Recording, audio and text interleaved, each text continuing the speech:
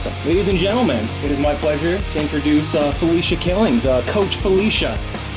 I'm going to get this wrong, but I believe you're an author, you're an entrepreneur, you're a consultant, I believe, of some sorts. You tell me. Mm-hmm. Yeah, definitely. I work in the publishing industry, the self-publishing industry. I work with Christian authors who want to put their books out there and build a business or ministry around their authorship. I also, I guess you could say I'm a conscious conservative influencer, helping beloveds to effectively evangelize this message to different communities that don't typically vote conservative. That's awesome. On that note, let's for people who don't know who you are, could you give us a little background about who you are, you know, some of your hobbies, things that interest you, and how you got to where you are today? Certainly. So, well, first, thank you for letting me be here. Oh, pleasure's all mine. Awesome. Let's see. I am a former high school teacher. I love teaching. I knew that was my calling. My dad, he helped foster that for me a lot. So if anybody follows me on Twitter or on my blog, FeliciaKillings.org, they know that I often talk about my dad and his influence on my ideology. So growing up for me, we grew up in a Christian conservative home.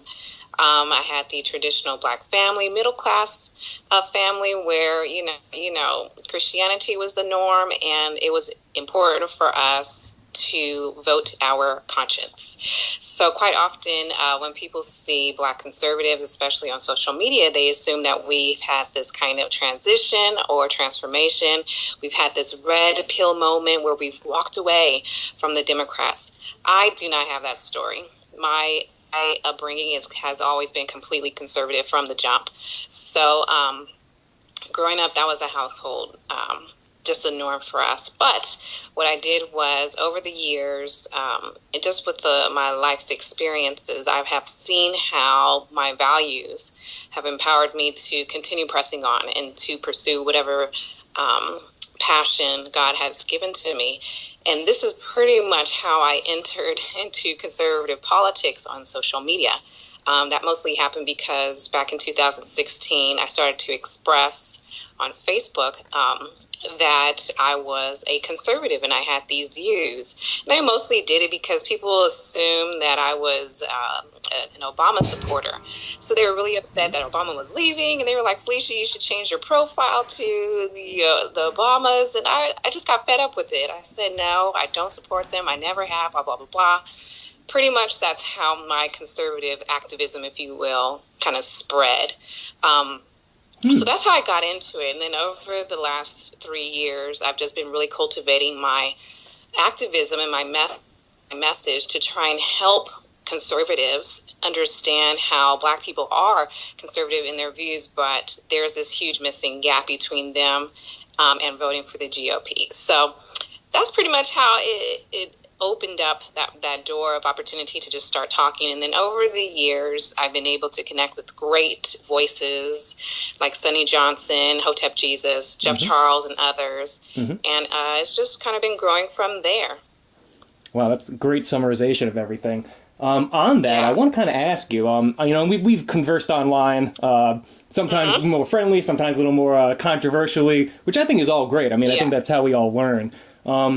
And one of the things I wanted to ask you is that there's, like you said, and I kind of asked Jeff this as well when I had him on the podcast, is that to me, it seems like it's hard to define what the Black experience is. Like you described, you had a very different experience than, say, someone like Bryson Gray, like someone like Hotep, or maybe the same as Hotep Jesus. But it just seems to me that's kind of really hard to define. And to say it's this way or that way, or, you know, there can't be any common ground there, that strikes me as kind of a little bit problematic, because if we're trying to unite, and this is kind of where my position comes in, where I want to unite people, I want to bring us together on our commonality to defeat what I think the real problem is, and that's, you know, the socialism that I see kind of, well, I think that we all see happening in America. What are your thoughts on that? Yeah, definitely. I think with anybody's experience, it's going to be different. The commonality is the history of the Black experience. So most Black historians start with 1619. Of course, those of us who are more in depth and in tune to our history can go even further back. But let's just use the date 1619, where you have the first African slaves being brought to this country. They go through this whole century of being enslaved, and then you have Jim Crow, and then you have ... So I think when we're talking about the Black experience, we're really referencing the history of Black Americans in this country, and we're talking about how those experiences of the past have affected those of us who are present today. And so by looking at that quote-unquote experience, we can see why certain people, certain Black Americans are conservative in their views, or why certain Black Americans vote liberal and Democrat. So I think that's where we need to come from. But when we're talking about individual stories about how Black people came to be or came to vote Republican in today's time, I think that's where you start to get the diversity of thought. You get the diversity of, how people came to where they are. So as I mentioned, in my experience, it has always been conservative. But that's because even before I was born, my father, this is when he came to the Lord fully. He started to associate with the evangelical sphere. And so for that reason, he raised up his children in that same kind of environment. But his have not been raised or have not been, I don't want to say indoctrinated, but they weren't involved with evangelical sphere. So even my father and his siblings have those differences. So depending on... Oh, you're kind of breaking in and out, Felicia. I don't mean to interrupt you. Trying to think. My connection seems to be okay here. Oh, really? Oh, no. Yeah, you've kind of been going in and out. I'm trying to... Okay, how is it now? It seems to be okay now. Okay, so as I was saying, the experiences for Black Americans is just really different depending on where we are today. But I guess the best way to explain it is for your audience, when they hear that term, the Black experience, just think about Black history. How were Black Americans treated in this country? That's generally what we are referencing when we're talking about that phrase. Was that one clear? Still going in and out? Yep. No, that was good. That was good. Okay. I totally agree. I think, just even reflecting on my own experience is that you're right. Black history, basically, it starts with slavery, and it starts there. And it's so disappointing because there's so much more to that. Even, you can either go back to Africa, because I took your advice, actually, and I decided to dive into a little bit of the Black history. And it kind of, Marcus Garvey, William C. Nell, Carter Woodson, all these guys, really intelligent guys. I guess I do kind of question the Pan-Africanism and the kind of some of the pro-Black sentiments that seem to be kind of maybe exclusionary, maybe not. I'm not an expert on it, so I don't want to say which guy is what way. I haven't gone too far into it, but at least now I'm aware of it. I'm not totally ignorant about it. But even among the darker history of Black Americans in America during the time of slavery, there is still all these miraculous, amazing stories about Black Americans. Particularly a book written by William Nell about all the Black soldiers fighting for freedom in the American Revolution. And I think it's a pretty big book there. It's got, just probably hundreds and hundreds of different guys. And it doesn't stop there. It goes on from there. And every major event in America, Black Americans had a part to play in that. It's just that we're not taught it. Exactly. Right. Exactly. And I think that's the difference between conscious Black conservatives versus perhaps Black liberals, who the latter quite often focuses on this struggle and the inequality and the injustices. And then you have this obsession with oppression. So you have that aspect, but then you have conscious Black conservatives who are saying, yeah, all of this stuff happened, but look at the resilience, look at the power, look at the words, look at the way these individuals conquered these kingdoms. And by kingdoms, I'm using it metaphorically, but look how they conquered all of this because they had something. They had a particular mindset and an ideology. They had a spiritual awareness and awakening. Let's tap into that. Let's talk about that, because if we're saying that today we have all kinds of oppression, well, let's figure out how they conquered this, because clearly the kind of oppression we're talking about cannot match what happened hundreds of years ago. Does that make sense? So conscious Black conservatism is about Black empowerment, not necessarily separatism, but more so completely focused upon empowering Black Americans to adopt a mindset that is solely focused on how even our ancestors conquered these kingdoms in order to make it possible for us to be alive today. Yeah, no, actually, I think what you said there was really telling, is that there is this kind of, I guess I want to say, tension sometimes among white conservatives, Black conservatives, maybe even I guess someone like a MAGA zealot, as we would call them, but someone who's passionate about Trump, and a conscious Black conservative, where they actually, if you sit them down, you just give them a piece of paper, hey, what are your positions on these policies? They're probably more than likely going to agree across the board.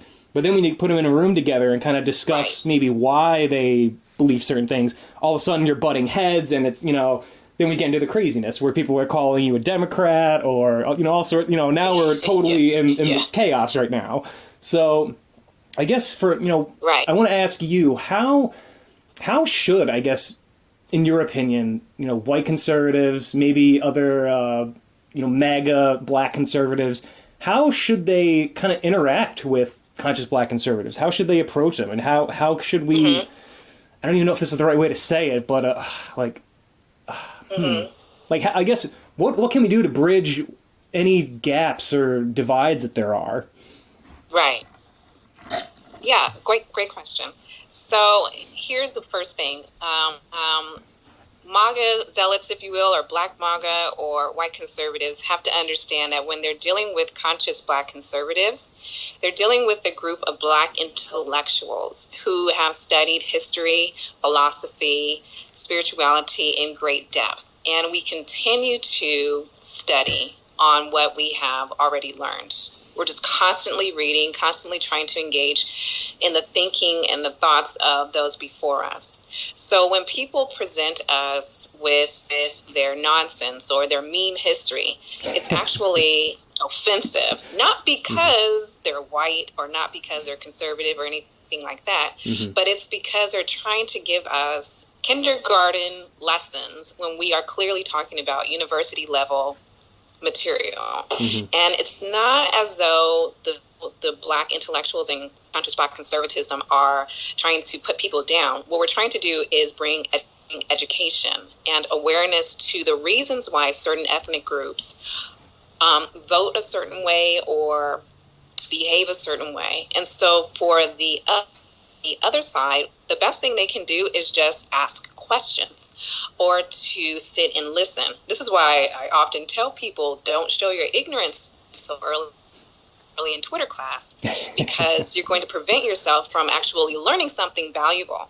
And so that would be the first thing, to understand that conscious Black conservatives are really coming from a different angle. And it has nothing to do with supporting liberalism. It has everything to do with, we appreciate our history. We appreciate the philosophy and the spiritual laws and lessons that we've learned. And now we're trying to show how these laws and how history can impact us today, instead of looking at history and thinking, oh my God, my ancestors were slaves. That must mean I'm a slave in my mind, or I must be oppressed. Instead of going in that direction, we are challenging people to consider, look at all the great things that have come. Let's build upon that. So that would be my response. That on the other end, people have to understand who they're talking to and who they're dealing with. And again, meme history doesn't cut it. You just can't take a picture of something, slap some words on it. Oh, we're kind of losing you again. No, I'm already acquainted with your job to sit there and listen. Huh? Sorry, we were losing you again. Probably the last 5 seconds or so. Oh, okay. I was just saying, they just have to understand who it is that they are talking to and who they're dealing with. Okay. Yeah, it seems like that sometimes, and I know exactly what you go through with some of these people who are just, there's, if you're a Trump zealot, and I do call him zealots because it's almost like he can do no wrong, and it's like, no, you can support President Trump and still be like, no, he's not. I might like the policy from him, but he's not a guy I would want to date my daughter. He's not a guy that, he's not the nicest guy in the world. Or he's definitely, I guess you could call him a pig. You could say he's kind of not the greatest guy to go in business with. I mean, he's definitely got some skeletons in his closet, but, especially when we're talking about politics, I feel like to some degree the policy has to matter, like a little more than the character, I guess. Like if we can get the character and the policy, I'll take that. But I mean, when so much is at stake, I just want to look at the policy really. But I want to actually ask you about, so you're all about Black empowerment. Obviously the guys that I've been researching, the real Black history, a lot of them do speak about this kind of Pan-Africanism, this pro-Blackness.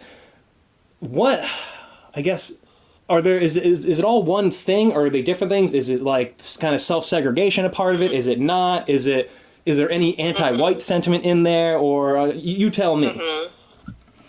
Yeah, it goes back to the different philosophers that you're going to read. So, for example, my favorite one is Malcolm X. And quite often I will say my conservatism is more Malcolm than Martin.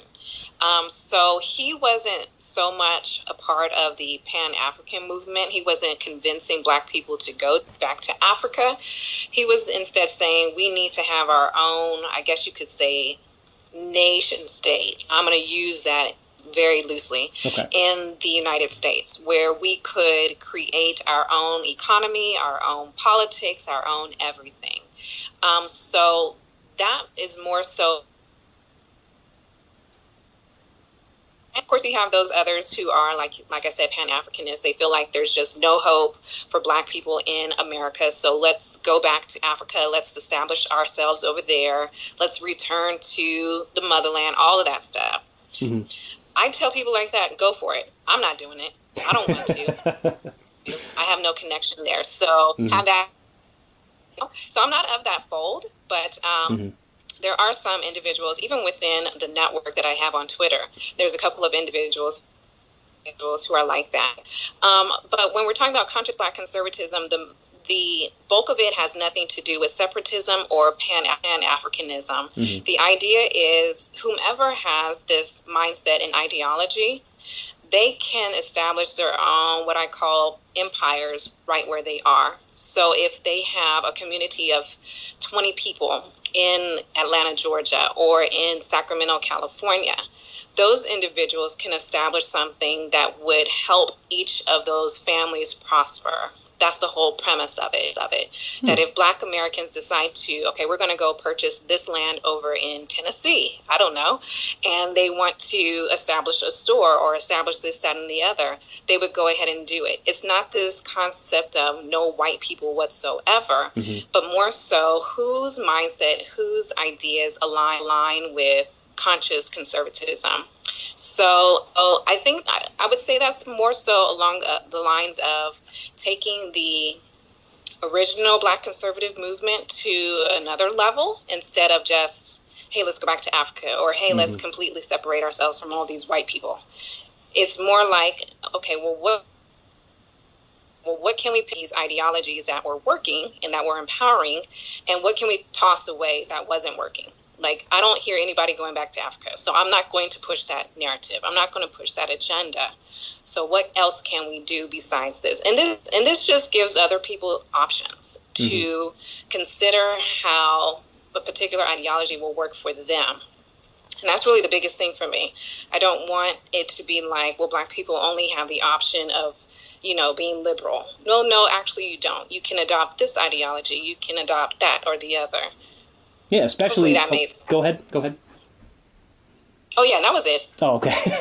I was just saying. And I think by all measures, I think Jeff just published a little study. Maybe not a study, not from him, but he pointed out that most Black Americans identify as conservative because I think they do have deeper Christian roots, and it's just it's amazing to me that you have this voting bloc that is by all measures conservative, but is voting Democrats. And you just got to scratch your head and wonder, why is that? And, a lot of people come up with a lot of, I think, at this point, crazy ideas like, oh, well, they're just, and this is where we get into the messaging and the whole, oh, well, they're just slaves on a plantation. They're brainwashed, this and that. And And, not that I never probably said that, when I was younger, 18, I probably have on Facebook long ago, probably joined in on that. But as I got older, I just, it didn't resonate with me anymore. It just, Right. it just didn't seem, it's like something I would never say to someone's face ever.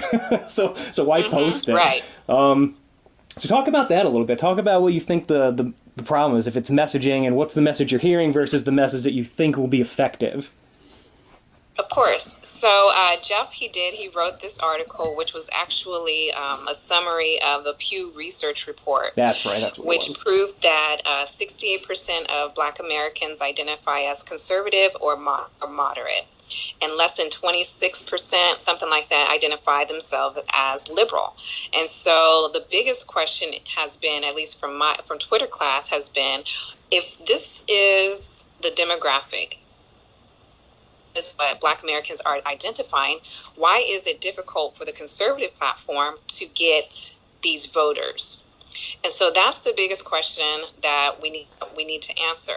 And so over the years, I've given conservatives some of those reasons. I've talked about the history of the Republican Party. Now, Republicans conservatives, they just love to talk about how they are the party that fought against slavery and whatnot. And I'm like, but you're missing a portion of history. You're missing the part where there was this huge switch with with voters, with Black voters. So yes, you used to have 90+% of Black people voting Republican, but something had to happen for them to automatically say, we're no longer going to vote for Republicans, we're going to vote for Democrats. So at that point, it's up to conservatives who are serious about reaching this voting bloc to question what happened then. And so a lot of people on the left talk about the party switched. And so some folks on the right have, quote unquote, debunked that party switch myth. But there was a switch. And like I said, it happened among the voters. And it happened not because Democrats up and decided to be in favor of Black folks. It happened because policies were being enacted in favor of Black Americans. And it was coming from a Democratic president. You had LBJ. So when we talk about the civil rights movement, we go back to that period, you have to understand that for the most part, equality and protection, rights and liberties, those were paramount to Black Americans. You're talking about a period when Black people were being lynched and it was legal, or Black people couldn't go here and there and it was legal. So for them at that time, getting any kind of legislation that would put a stop to Jim Crow, that was paramount to them. And it didn't matter if it was a Democrat or a Republican who would be willing to put those laws in place. They just needed those laws. And it just so happened that they found that doorway through JFK, who unfortunately was assassinated. And then you had LBJ right after. So when conservatives are able to understand that there was a switch that took place, even if it wasn't an ideological switch between Democrats and Republicans, it was one in which Black Americans said, okay, the Democrats are giving us what we want. Let's start voting for them. And that's where you started to see decades of this allegiance to the Democrat Party. But allegiance to a particular party isn't anything new. You can go all the way back to the 1860s, and we see that the allegiance since the Black voting bloc belonged to the Republican Party.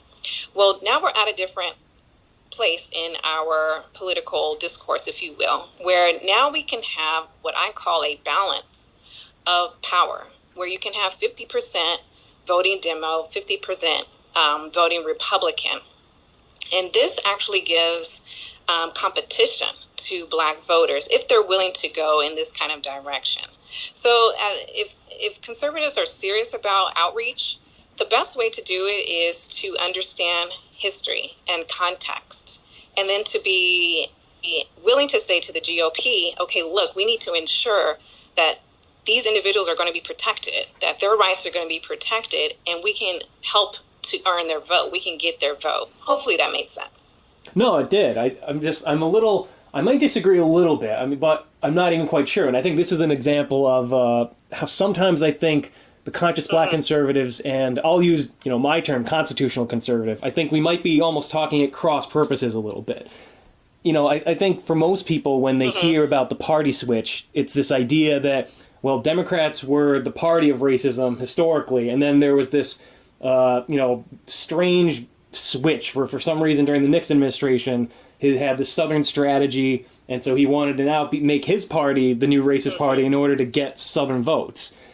That I think, I think that's been thoroughly debunked. I don't see any real evidence of that, and people smarter than myself have written about that. Well, if we go back to the party switch myth or fact story, whatever you want to call it, I'm going back to JFK, LBJ, and the allegiance that the voters had either to Republicans or to Democrats. So I'm not arguing that the parties themselves switched.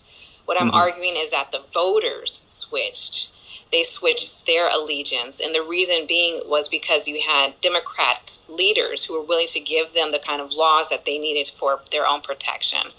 When it comes to Nixon and the Southern strategy, I haven't dived too deeply into it, but I guess I could, how do I want to say it? It's more so involving an appeal to the evangelical base that we now have today, where you have individuals, you have the Republican Party who did appeal widely to this group of individuals who, whether you want to say they were racist or not, that's neither here nor there, but there was this push to appeal to another segment of the American population. Now, if we may not necessarily be able to pinpoint the exact moment in history, but something has happened to where now you have 90+% of the Republican Party being white instead of, and I'm talking about the voter base, instead of it being heavily black like it used to be at one point in time. We have to ask ourselves why this is so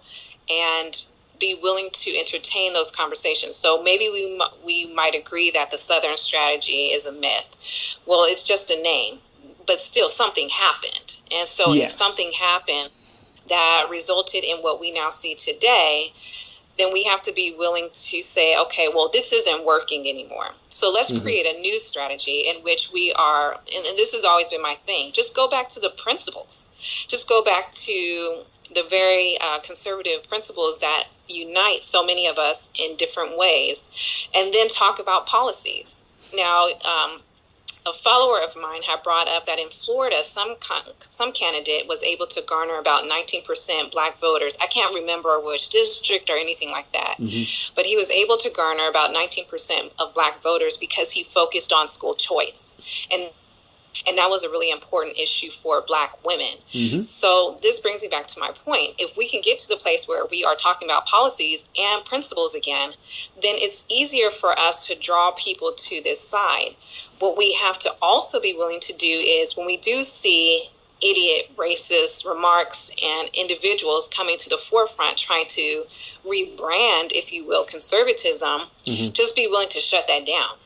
And then let's move on. So, getting back, there were strategies in place. We may not know every single detail, but clearly there's something that happened. Clearly we see these results. So now what are we going to do to change things? Yeah, from my brief research into the Southern strategy, it seemed to me that Nixon his administration was exploring this idea. But I don't see any evidence that it went anywhere. I think he had some guys. He had that Lee Atwater gentleman. I think he was a campaign manager for the Republicans. And there's a famous tape of him that has actually been taken out of context. If you get a hold, I think a website called The Nation has the full interview, and so there's that famous quote of him saying, "Oh, well, you can't say N-word now because blah blah blah," and it goes on. It's a super famous quote. And then at the very end of it, they take it out where he says, "But I'm not saying that." So it's like, it's an interesting way to deliver that idea. It's like, it's just kind of like, it's one of those things that's prime for taking out of context. And then when I look deeper into history, there's a thing in the mid-50s called the Southern Manifesto, which actually I think is the precursor to the Southern strategy, where it was the Democrats saying, "Listen, we're trying to reach out to constitutional conservatives, as we would call them today. except we just don't like black people. We still like think they're inferior and this and that. And it was kind of their way to reach out to the other, I guess to the northern base at the time. And I think probably there's a good chance maybe Nixon wanted to kind of maybe explore, try his own Southern Manifesto type thing. And, even the names are similar. So I think there's something there, I think. But, again, I haven't dove super deep into the history of it. But I do want to ask you, real quick. You mentioned LBJ. He was kind of, I guess, the face for Black America for the last two real civil rights acts, the 64 and 65 acts. Right. I guess, and at this point, you're suggesting that Democrats became this party that was giving Black Americans the policies that they wanted. And what I did, just as a little side project for myself, I kind of just looked up the congressional vote for that. And what you find is that you do have a majority of Democrats, but a higher percentage of Republicans still voted for those laws. I guess my question to you is, why? What changed? I don't know. What changed in the party? What was? You went from one day the Republicans were the party of Black America, and then after this law that couldn't have been passed without them, they're all of a sudden not. What happened? Right.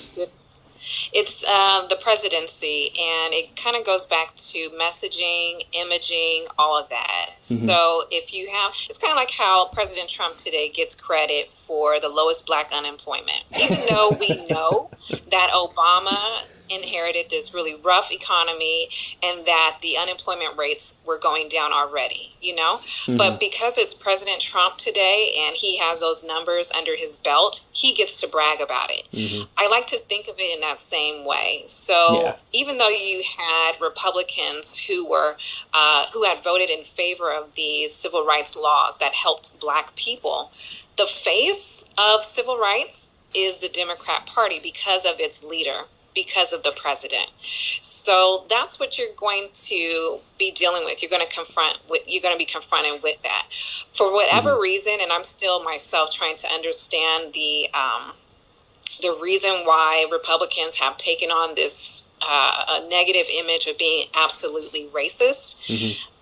I don't know it for sure, but I do know that when you see the leader himself taking on this idea that, we're actually going to start fighting for Black Americans. And here was this Democratic Party that was just super, super racist and overt about it, suddenly deciding, hey, we're going to do things a little bit differently. It just changes the imaging. It changes the way a party is presented to that demographic. Yeah, it seems really odd to me. I think without having done any of the research, really, it just seems to me that perhaps maybe one of their strategies is the thing that they still do today, where they don't want to engage in ideas. They just accuse their opponent of being a racist, and that's almost enough to make it true. And I wonder if maybe that was what they kind of discovered back then, and they just thought, hey, let's just keep running with this. It's working for some reason. Yeah, something happened, at some point. And I mean, there's truth to some things quite often. Like I said, we can trace back the so-called party switch. Well, it's not really a party switch. It's more like a voter switch. So you could trace some things back here and there. My biggest thing is, well, what are we going to do with what we have today? Because we do have, and I'll give President Trump this credit, we do have a president who has ran on our Republican platform, our conservative platform. He is absolutely not a conservative in any way possible, but he's ran on that platform. He's marketing to Black Americans, which is not typically something I have seen coming from the GOP in so many years. You got the GOP pushing the colorblind phenomenon so much, and here this president comes and says, Black people, what do you have to lose? Do you see what I'm saying? So I'll give him that credit. I'll give him the credit for wanting to help the HBCUs and for highlighting that there is a lower unemployment for all of these different ethnic groups. I give him credit for signing, even though I'm not in favor of the First Step Act, I give him credit for making that something that he wanted to add to his administration. I can give him that kind of credit, even if I don't agree fully with the policy. So you have that, and it should give encouragement to conservatives and to the GOP that there is a voting bloc that has been ignored for so many decades. But if you're willing to invest in that voting bloc in terms of talking to it, right, and marketing to it, you might actually get more results. So I can praise Trump in that retrospect. He's super skilled when it comes to marketing. It's just sometimes I sit back and I'm just like, okay, wow. That is what he's good at. Because this man is a genius when it comes to that. Like I said, there's a lot of things I don't like about what he's doing, but in that respect, I can give it to him. So I forgot the initial question, but I don't even know how I got on that tangent. But needless to say, there's definitely hope for today's GOP. The GOP doesn't have to be presented as racist. And a lot of times I tell beloveds in Twitter class, like, stop saying things that will make people call you racist. Stop saying things like black people are slaves on a plantation. It's racist. Stop saying it. And I hope that they come to see it like, oh, okay, maybe that does sound a little bit racist. Let me stop. And then they'll begin to see like, okay, we actually have this commonality with individuals who also identify as conservatives. Let's start talking. Let's start talking policies. Let's start talking principles, and let's see where we can go from there. Yeah, that's exactly what I want. I want, and that's the thing. If something like that kind of rhetoric, the slavery plantation stuff, if that's pushing people away, well, hey, can we just not say that just for this time period while we're discussing together? Yeah. I mean, it can't be that difficult, but yeah, like you said, I mean, there's some people just, that is what they go to. That's what they've been taught. They like it. And to a degree, I mean, I guess I have to give Candace Owens credit because it is something, it's not catchy, but it's like, it's kind of powerful. There's a lot of power behind it. It has a lot of imagery, a lot of things to the past, and it's something people can cling on to. And it types up easy on Twitter, and yeah, it's like I get it. Twitter memes, and exactly. And I think that I guess I'm a bit more forgiving with people because I think at least I know what they're trying to say. I think when they say that stuff, they're just trying to say, listen, Democrats are trying, Democrats are basically communists, is for all intents and purposes today. I mean, they want just unlimited government power, basically. Yeah. We're already kind of, in a lot of ways, living like that today. Yeah.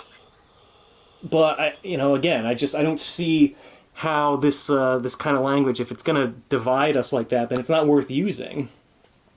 Right.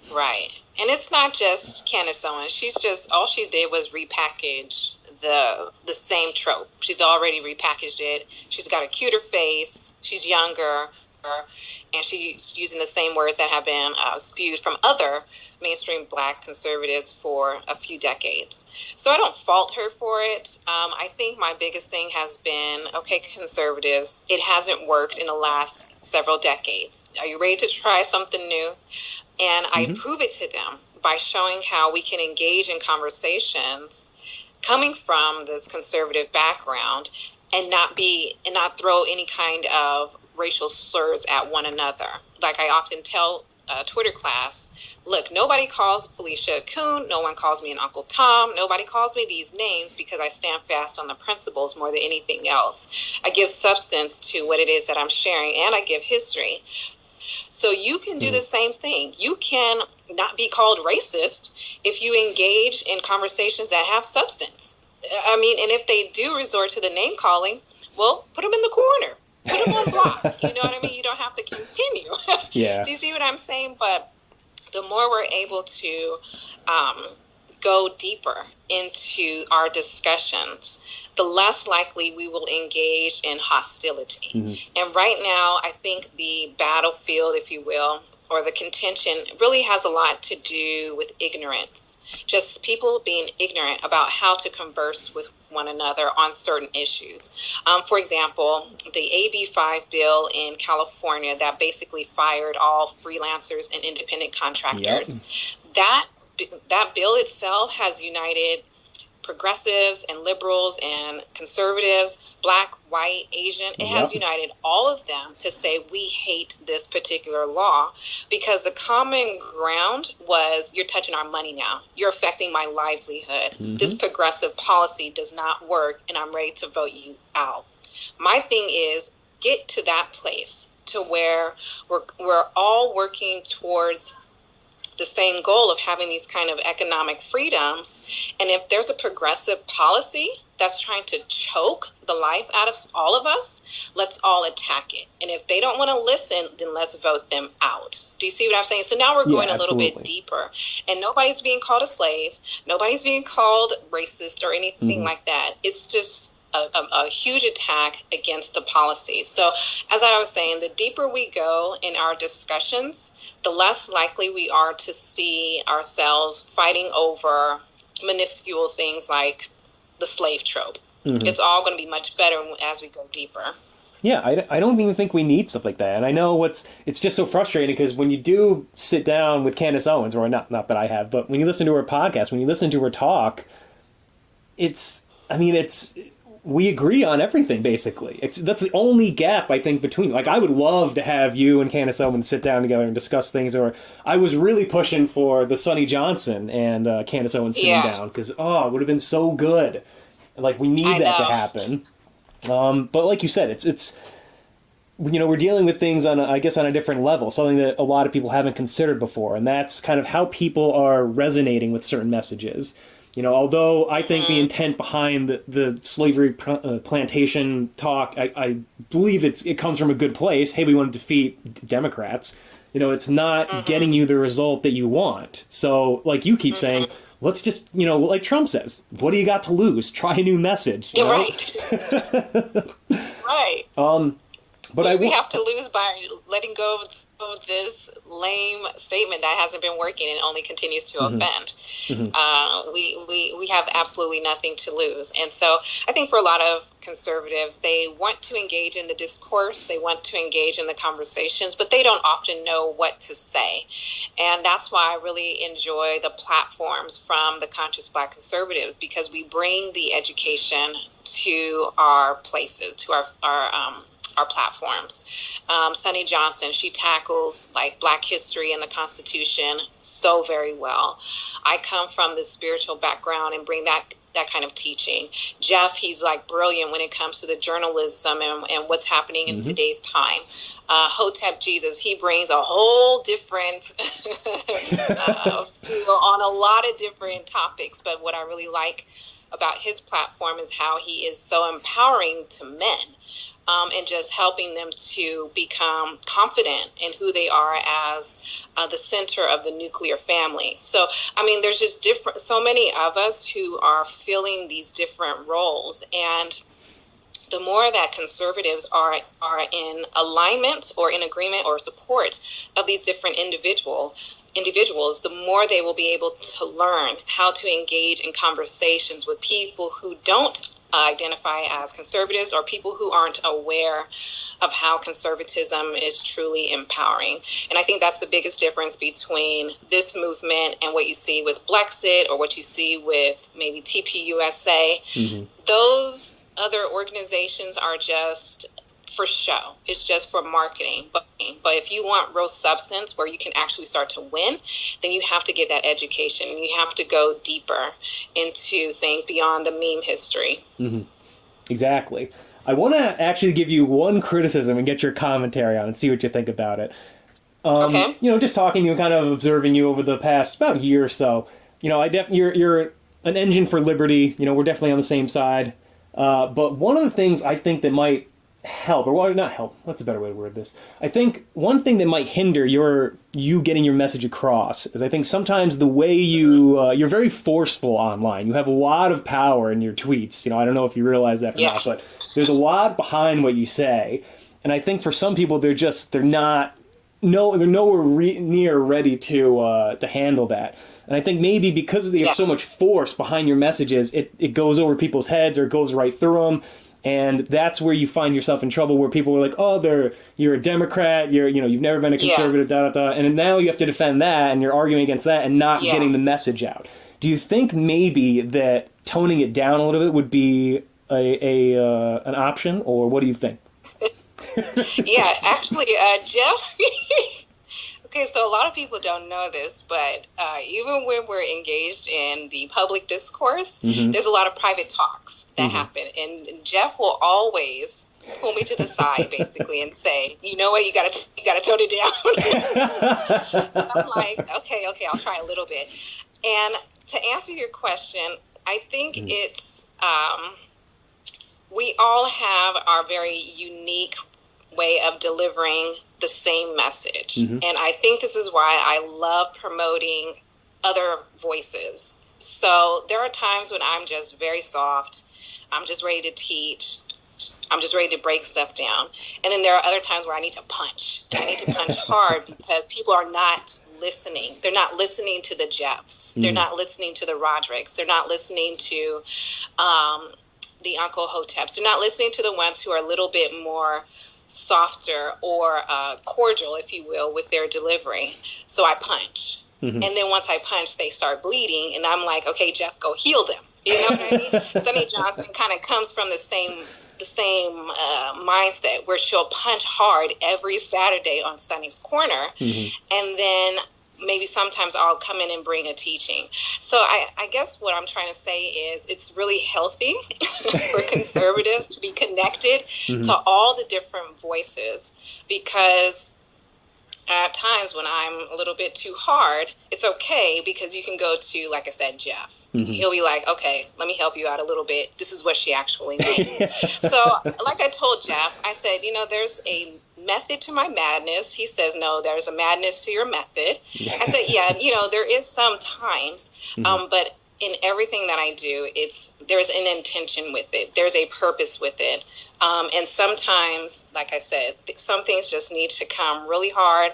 And then other times it comes softly. And I think that the softer part comes when I'm writing my blog post or I'm writing my books, because I can go into much more depth. But if I need to get people's attention, it's like, well, look, we're just going to have to deal with the fire right now.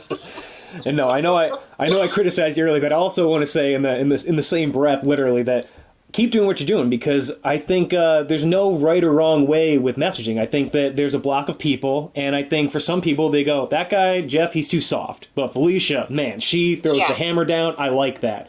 That's a girl I'm going to listen to. So and that's a block that even myself, I won't be able to reach those people, because I really don't. I try my best anyway to be very just calm and articulate and just try to get my point out. Although I don't always achieve it, I'll admit. But like I said, we need people like you to throw the hammer down sometimes. So again, even though it's a criticism, also keep doing it. Yeah, awesome. Yeah, I find that the men in the movement are much more logical, much more. I don't want to say rational, because that's just. I don't want to say that, but you get what I'm trying to say. Each person has their part. Each person is bringing their individual personality to the movement and to the message, and it's resonating. I mean, I would hate if the movement was just spearheaded by women. I would absolutely hate it, because that's just too much feminine energy. It's too much emotions. Some days we're just straight out there. I think the men are so crucial, and this is why I keep pushing out there that Black men are kings, and let's listen to their voices. Let's listen to what they're talking about, because they have so much wisdom to give to the movement. They have so much understanding and insight that, sometimes, women, we can be mothers one day and then we can be disciplinarians the next day.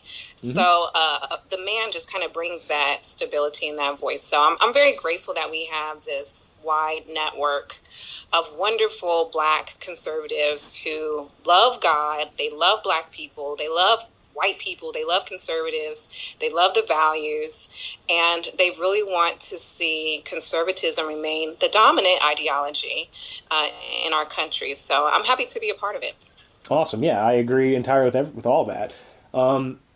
You had mentioned Hotep Jesus and the Hotep, I guess, kind of movement. Can you maybe explain to me how do they differ from conscious Black conservatism? To me, I can't really. They seem to me to just kind of be more contrarian, but I could be wrong. You tell me.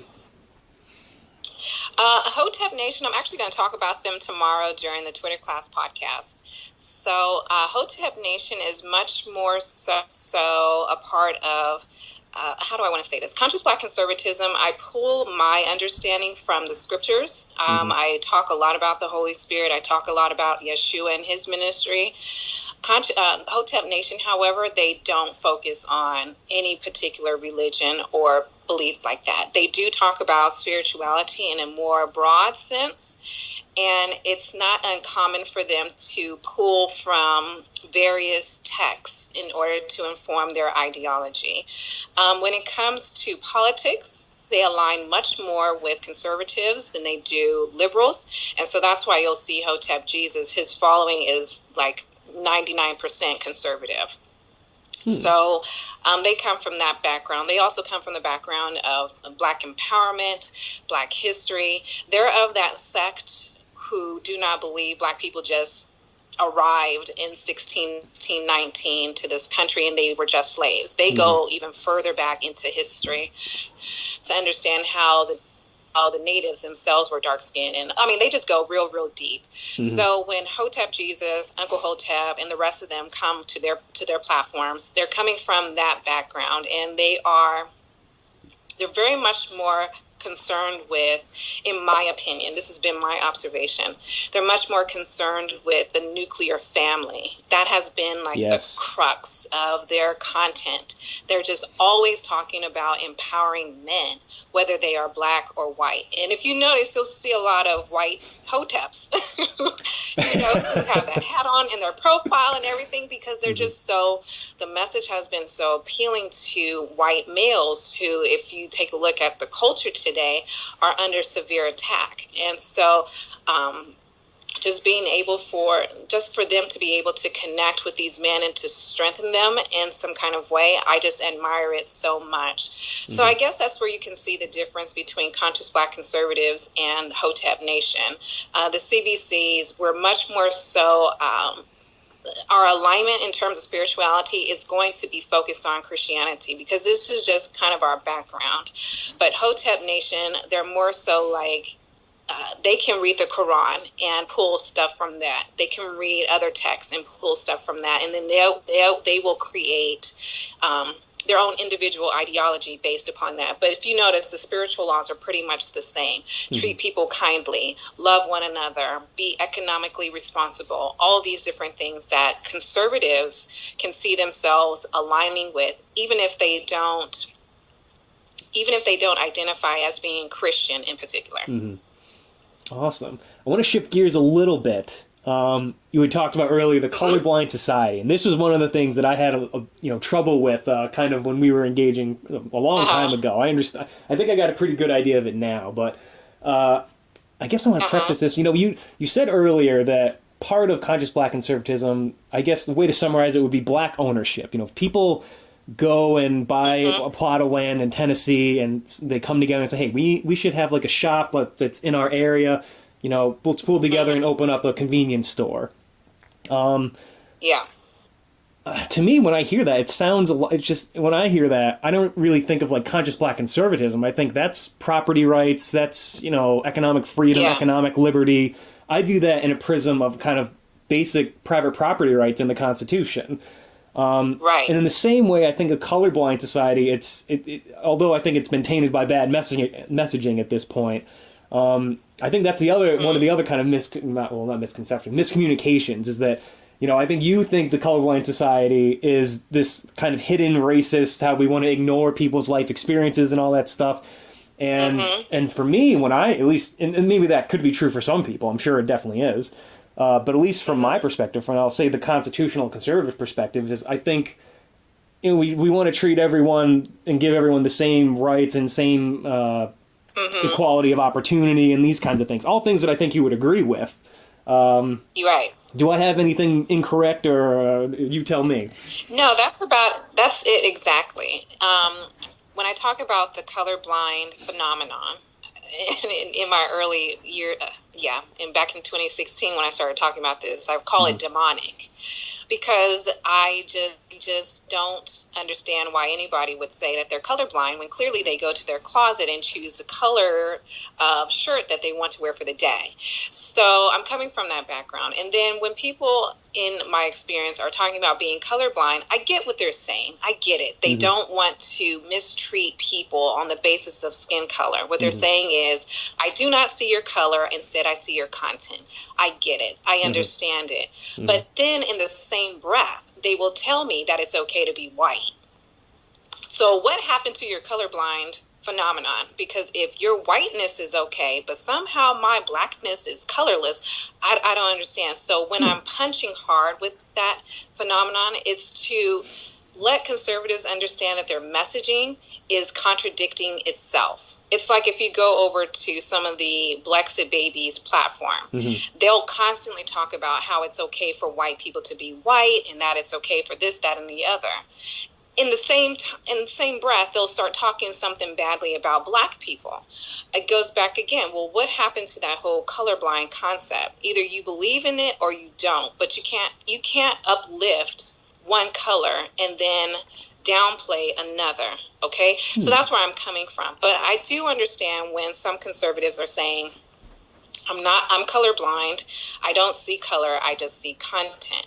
Now, to get back to what I was saying about, conscious black conservatism, employing this kind of idea where we establish social, political, and economic empires. What I'm saying is for Black Americans who identify as conservative, but they don't want to affiliate with the Republican Party because they still have different hang-ups regarding it, there is an ideology that promotes their empowerment based on these values. So, for example, if somebody wanted to create an economic empire for their, I don't want to say a tribe, but you get what I'm saying, their community of 30 people, they can do X, Y, and Z. Or if, like in this sense, in Atlanta, Georgia, I'm getting ready to open up this program for single mothers. This is my contribution to conscious Black conservatism by empowering this group of individuals within the Black community, single mothers, who want to learn how to increase their wealth by living together in these communal living environments. So this is a part of that. And like you were saying, this is just basic property rights. This is basic constitutional rights. And you're right in that sense. So the principles we're teaching here can be applied to really anyone, but it's attractive to Black Americans without the racist stereotypes associated with the general conservative movement. I hope that makes sense. Yeah. So basically, it's me trying to market conservatism as it should be towards Black Americans and saying this is how we make this ideology a normal concept within our communities. This is how we draw more people to this particular side by catering the message, by tailoring the message, I should say, to this particular segment so that they come to see how it's so empowering. Hopefully that made sense. Yeah, no, I think, it definitely made sense. I just was trying to organize all my thoughts here. So, you had mentioned that one of the big problems is that you see people who will talk about the colorblind society where they say, oh, well, race, we don't see race doesn't matter to us, we just want to treat you based on the content of your character. Then the next breath, they'll say, oh, but look at the broken home, the Black family, and the statistics with that. Right. As we know now, thanks to Jeff now, it's not 80% like some people are saying, or 77, whatever it is. Yes. It's closer to 40%, which is still high, but it's half as low. Right. I guess I still don't see that exactly as I guess not. I mean, would you say that's kind of racist to say that, or what exactly is your? If you could remind me again, is that contradictory, or wait, are you still there? Sorry. Yep, clarify your question. Are you saying it's racist to talk? I guess. Clarify your question a little bit for me. Yeah. No, I'm trying to formulate it. It's we're pretty deep right now, so I'm trying to really say it correctly. Yeah. When people say, "Hey, I abide by this colorblind society, so I don't judge people on race," but then they look at data that I guess is collecting data, looking at people, and race is one of the characteristics they're quantifying, and they just point something like that out.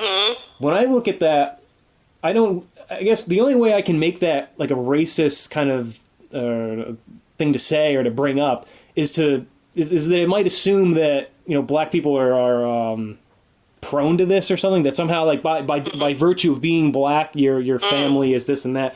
And I don't think that's what those statistics are trying to point out exactly. I think they're just kind of just raw numbers that don't have, they're kind of just showing, hey, this is what we see. They're not necessarily giving you a cause to that. So, I mean, you tell me. Yeah, I see what you're saying. Yeah, like, it's not like there's... I mean, Go it depends ahead. upon who has the data and what they're doing with it. So here's what I mean. For someone like myself who's studying it from this researcher point of view, if I read the stats saying that 40% of black families are spearheaded by single mothers, okay, well, I'm going to use that data for something that might be empowering. Whereas you might have someone like TPUSA who's going to find that data and they're going to use it to try and say, oh, there's this huge epidemic in the black community. Well, it's not an epidemic, okay, because white people have single mothers too. So let's say that data was placed into the hands of black men who are talking to another group of black men. And they're saying, look, 40% of our households are being spearheaded by women. Let's do something about it. So my point is that the data is there. It is, in my opinion, neutral. But when people take a hold of that data and they use it for their own purposes, then that's where we have to question, okay, why are you presenting this? So in the case of conservatives who, on one hand, talk about being colorblind, yet on the other hand are constantly talking about the colored statistics, it comes across as racist, it comes across as contradictory, it comes across as hypocritical.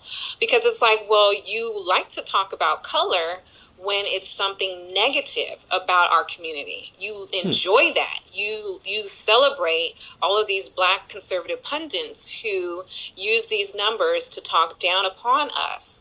But at the same time, you talk about how you bring up the colorblind stuff when we talk about black excellence. You bring up the colorblind stuff when we talk about, hey, black men, let's be empowering to one another. You say dumb things like, well, what about white men? It's like, we're not talking about white men. We're talking about black men. So it's the delivery, it's the messaging, it's the motive and the intent behind why certain things are presented to the general public.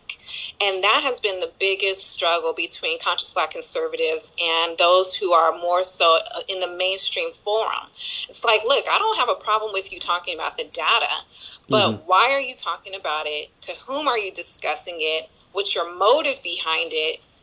Because all of these low IQ folks who keep coming into your comments are now coming into our mentions talking about you're a slave on the Democrat plantation. So how about we pull back on what it is that you're doing so that this message does not make black people look so negative, all the while we're trying to say we're reaching black people. So I know that was a little bit convoluted, but my point is that when you have neutral data in the hands of so many different people, you have to consider it. How is this data being used? Is it being used to empower? It's kind of like how I bring up that black Americans are moderate and conservative for the most part. I bring up that data not to, obviously it's not bashing black people, but to show conservatives, look, there's a huge gap. There's this huge problem. You keep calling black people slaves. You keep calling them this, that, and the other, and they're identifying with the same ideology as you. They just don't vote literally the same way that you do. So how can we change that? So I hope that answered your question. It really goes back to the motive behind presenting particular statistics. Yeah, I mean, like you said, it goes back to the messaging and kind of what comes after that. I mean, obviously, it's strange to me. You said that most people kind of are revel kind of in the fact that, the black family is broken at the, the highest percent among those groups. I don't really see that. I see people, they talk about it. They might not use it in like a way that we would talk about it, where we're looking for solutions, but they're just kind of pointing it out and then kind of getting accused of having a certain motive. So like you're saying, they're accused of that, where sometimes I don't really see the evidence of that.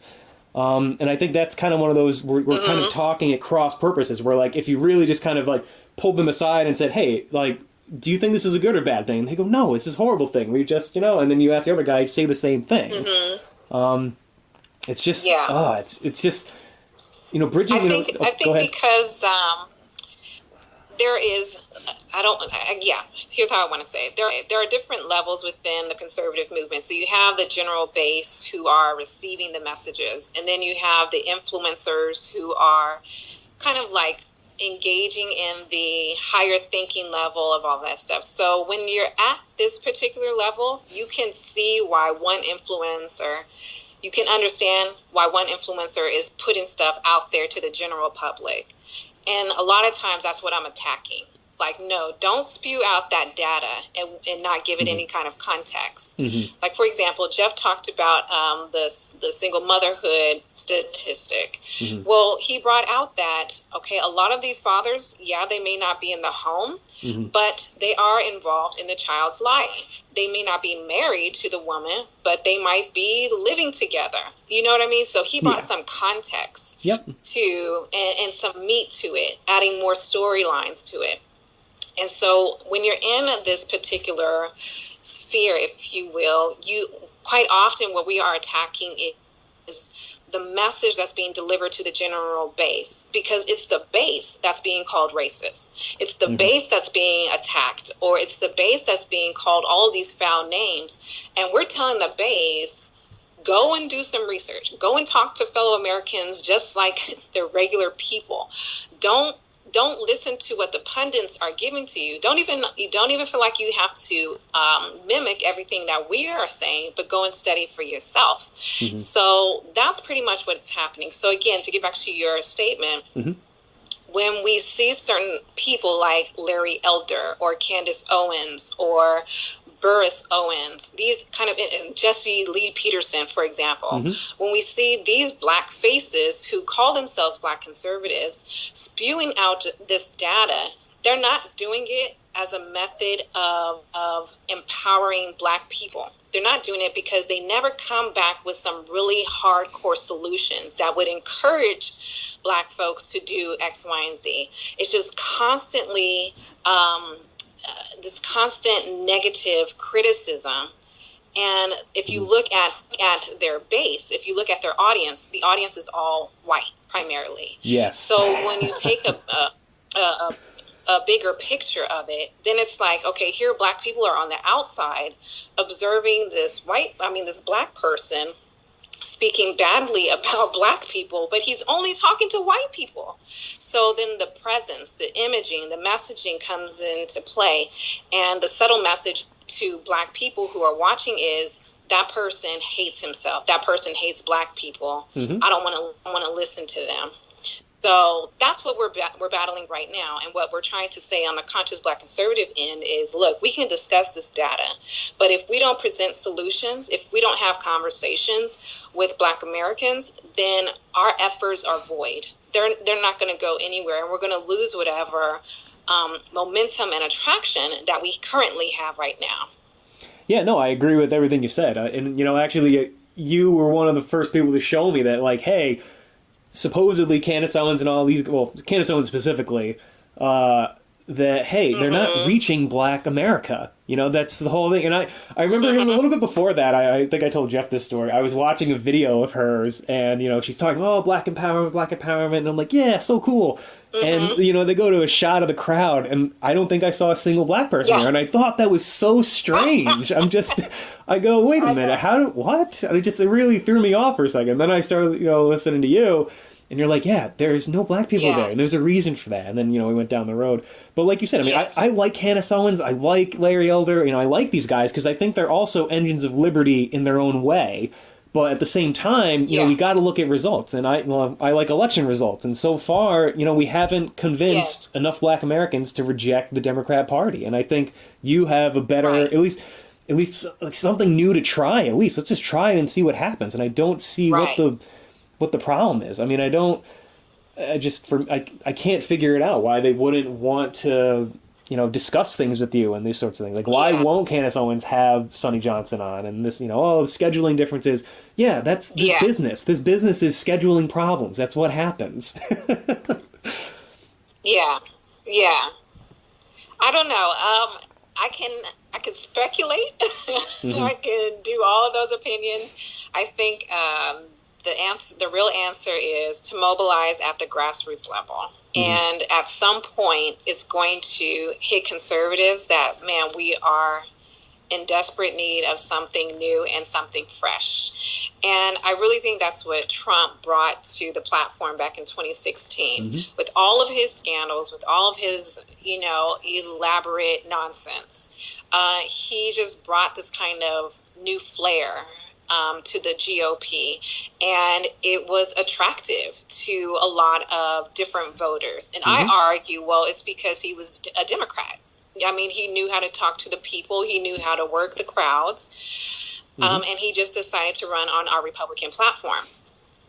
But what's going to happen after he leaves? What's going to happen to Exactly. the party at that point? Well, Yep. they have to reform. There's just no if, ands, or buts about it. The Republican Party has to reform, and it has to begin to reflect the demographics that believe in conservatism. And you have a lot of millennials who are conservatives, but will still vote Democrat. You have a lot of black people, obviously, who are conservative, Hmm. but will still vote Democrat. What is the conservative platform going to do at this point? And it's not going to be Blexit. It's not going to be TPUSA. They're not going to be the ones to make the change because they are not even scratching the surface on reaching the people they claim to be reaching. It's just not going to cut it. Yeah, I want to ask you how does your movement how like what is like the size of the conscious Black conservative movement in your estimation?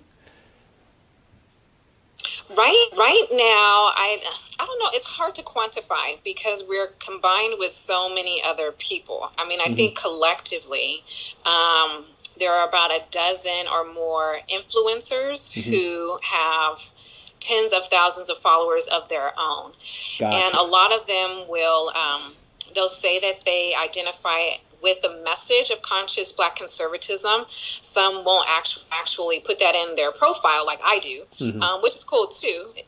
But the collective network, and that's really what I promote. I talk about the network. Hmm. We have, like I said, dozens of influencers, and probably about 250,000 if you combine all of our followers. That's the number that we're working with. And Hmm. in my opinion, the beauty of it is I was willing to connect with other folks. I wasn't trying to steal anybody's shine. I wasn't trying to say, everybody come follow me. I'm better than so and so. I said, no, everybody's doing some kind of part. Everybody is adding to this powerful movement. Let's somehow come together in some way and really make this thing powerful. So that's the biggest difference. And I will say this: I am seeing a lot more white conservatives becoming open to the message that the HOTEPs and our group has been preaching. I'm seeing a lot. Even Sunny Johnson has been bragging about it. She's like, "You guys are a little bit different now. You're receiving the message this time." So there is that difference, and I think it's because there's more than one voice. There's more than one Sunny Johnson. Now you have, like I said, these dozens of individuals who are making this topic and this movement a norm.